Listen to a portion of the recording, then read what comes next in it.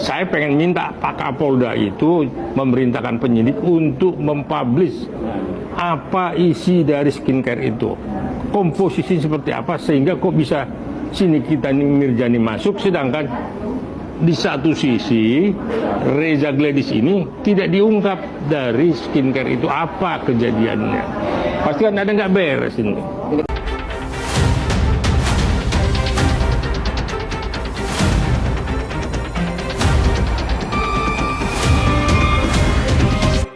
Menurut gue tentang berita kabar kasus 4M yang dialami oleh Nikita Mirzani ini sepertinya harus diusut sampai tuntas ya kan ya. Jadi kalau buat ada yang dimana narasi-narasi dari suatu PH-nya mengatakan tentang bujuk rayu, itu seru juga. Yuk kita kulas dan kita bongkar. Ya, bahwa di awal ada seorang ibu namanya si B. Ya, menawarkan seorang pengacara kepada Nikita. Katanya pengacara itu adalah penasehat hukum orang nomor 1 di Republik ini. Ya, karena ditawarkan, dijanjikan akan dibebaskan, ketika pengacara itu mengurus kasasinya, maka Usman datang menemui orang itu di kantornya. Pengacara itu namanya si A. Komunikasilah Usman. Nah, di sana terjadi pembicaraan pertama bahwa dia mau mengurus perkara kasasinya Nikita, ya, dengan syarat bahwa memori kasasinya mereka yang buat, namanya saja Pak Usman yang masuk, yang lainnya tidak boleh termasuk saya. Oke, itu.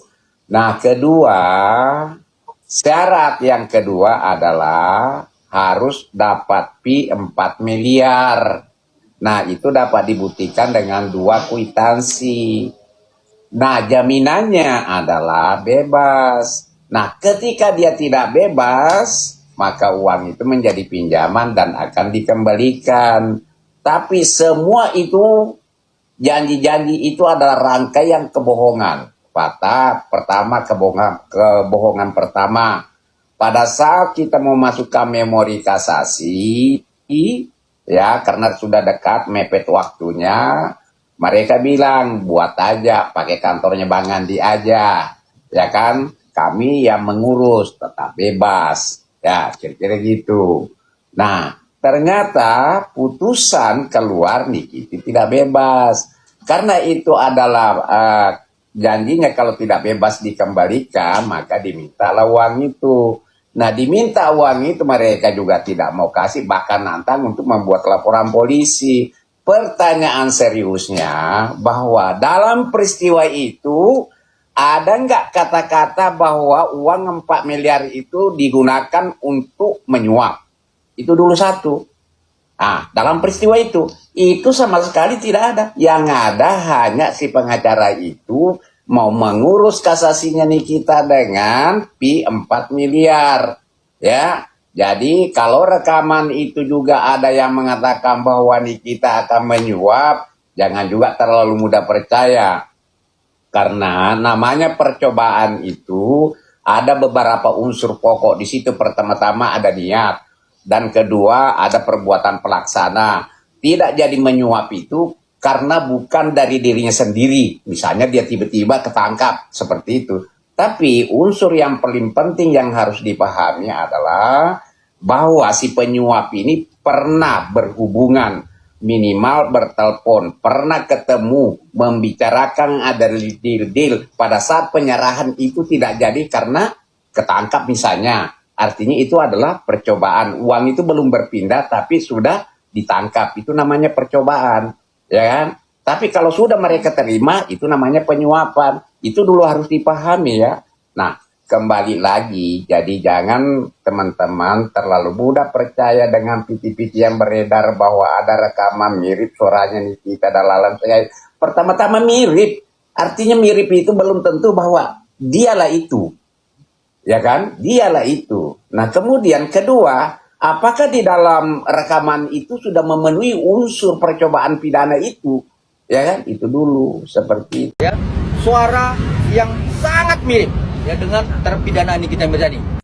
Cuman ya, aku ngelihat muka bapak ini kayak antusias sekali gitu menangani kasusnya Nikita Mirzani dari dulu ya kan. Sekarang katanya dia bikin ini baru, apa namanya, cerita baru.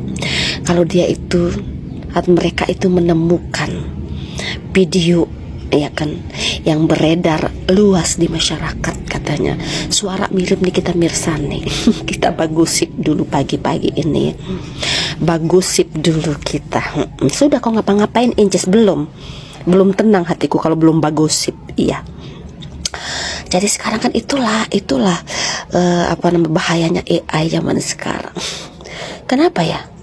Kenapa sih video sekarang itu baru ditemukan, sementara di si persidangan pertama ya, proses persidangan pertama sampai selesai sampai dijatuhkan hukuman nggak ada video itu ditemukan, padahal mereka juga bekerja keras bersekutu melawan Nikita Mirzani, tapi videonya nggak ada. Baru sekarang ada video itu. Aduh, bahayanya AI di situ ya.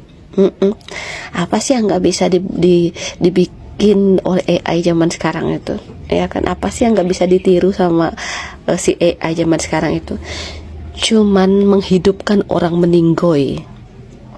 Nggak ada yang bisa fotokopi itu hanya kuasa Allah aja, itu Allah aja yang bisa. Kalau yang lain-lain, apalagi masalah rekaman video mah banyak, mudah itu caranya orang bikin. Yang jadi pertanyaan, giliran ya kan, giliran di video di timnya Nikita Mirzani, apalagi beredar videonya Nikita Mirzani, antusias sekali ini pengacara. Giliran videonya si Reza dulu nggak mau diputar di persidangan, alasan ono, alasan itu, alasan ono. Ingat kau yang waktu ada video yang disuruh sama Nikita Mirzani itu, sampai nangis-nangis Nikita Mirzani itu, suruh putarkan videonya si Reza. Ada kalian putarkan? Nggak ada kalian putarkan itu. Ya kan, ingat itu dosa kalian itu, ingat kan? Ingatlah ya kan, itu kan pasti terngiang-ngiang sampai kau modar nanti. Iya, bahaya ini ya, apalagi hakim-hakim dan sekutu-sekutunya, bahaya itu, siksanya kalian itu bahaya banget. Kok ini sedikit-dikit bawa agama? Bukan bawa agama, tapi memang kita hidup ini tuh harus menanamkan seolah-olah kita mau mati besok gitu loh, biar tidak terlalu kita mengindahkan dunia ini, biar tidak terlalu kita menyembah dunia ini. Makanya sekali-kali tuh kita harus berpikir, gua tuh harus berbuat baik hari ini, siapa tahu besok gua mati gitu loh, prinsipnya gitu. Jangan seolah-olah hidup nggak akan mati-mati sampai akhir hayat, jangan ya. Kalau begitu prinsip kalian itu tuh tidak takut sama yang namanya dosa ya kan. Nggak takut kalian, apapun yang kalian tempuh, yang penting bisa memenuhi lambung, itu pasti kalian jabanin semua itu ya. Jadi sekali lagi, kalau masalah AI ya kan, apalagi suara-suara tanpa muka itu, mudah kali itu diedit ya kan. Jangankan suaranya Nikita Mirzani masih hidup, suaranya Presiden Soeharto aja dulu itu sekarang tuh beredar, suaranya itu persis banget itu. Jadi kenapa pusing? Udah terserah kalian. Yang penting di mataku kasus Nikita Mirzani ini tuh, posisi ini saat ini tuh dia benar ya, dia benar ya kan, dia benar memerangi mafia-mafia skincare yang sudah merajalela di dunia jagat panah ini gitu loh. Benar dia. Kalau nggak benar, nggak mungkin dia tuh ada dilirik sama orang-orang baik untuk dibuka lagi kasusnya, dibantu lagi kasusnya.